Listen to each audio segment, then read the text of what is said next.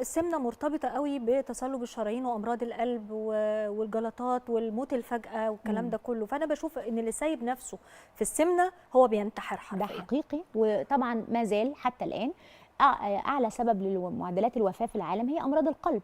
العلاقه بين امراض القلب والسمنه وثيقه جدا جدا، وعلاج السمنه هو علاج للقلب. عشان كده الادويه اللي حضرتك بتتكلمي عنها كادويه جديده هي ادويه قلب، هي ادويه كبد، هي ادويه للحفاظ على المفاصل، مش تخسيس كيلوهات.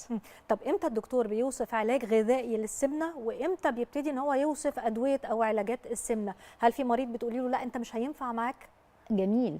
هو احنا عندنا جايد لاينز بنشتغل بيها، انه في تركيبه معينه لكل مريض، انه لا احنا نجرب معاك اللايف ستايل الاول، الا اذا بدا يبقى في حاجه بنسميها مضاعفات للسمنه.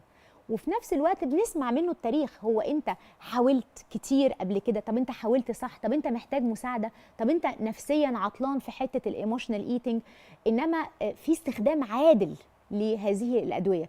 ما احبش خالص انها تكون البدايه، لازم كل انسان يجرب نفسه لما يبدا يعمل نظام ويفكر كده في تبس صغيره في اليوم. انما انسان بيلف في نفس الدايره رايح جاي، يخس 5 كيلو ويرجع 6، 5 كيلو ويرجع 6، ويعمل النظام الصبح ويجي بالليل ينهار امام مغريات الاكل. لا، انا عندي هذا الدواء اللي يقدر يشتغل بطريقه امنه وسلكتيف على مراكز في المخ ومراكز في الشبع، اطلعه بره الدايره دي ويبدا جسمه يستفيد. تاني انا حطيته في الاوضه النور اللي هو لو عايز يقرا يقدر فرصه. بلس طبعا كل الناس اللي عندها مشاكل مرضيه، لا في جايد لاينز واضحه، منها طبعا الكبد الدهني. اصبح التعامل مع الكبد الدهني بادويه السمنه الحديثه محكوم بالجايد لاينز طبعا. طيب في ناس بتروح لعلاجات السمنه اللي هي الحقن، وبتخاف ان هي او من الاشاعات اللي بتتقال بمجرد ما هنبطلها هنرجع اضعاف الوزن بتاع الاول.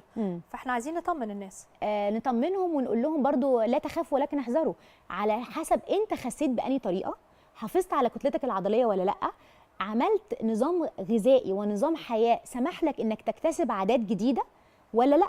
فان عدتم عدنا. لو هو خدت دواء قفل لي بقي، تخيلي كده حضرتك حد جه قفل بقي، فبدل ما كنت باكل كتير غلط بقيت اكل قليل غلط.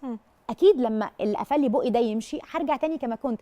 لكن لا، انت نزلت من عليا حاجه اسمها فود نويز. في ناس مسكينه غصب عنها تصحى تقوم ما بتفكرش غير هناكل ايه، طب افرفش نفسي ازاي، طب اصالح نفسي ازاي. ده اسمه فود نويز، هو بينزل زي الشياطين اللي بتتسلسل في رمضان كده.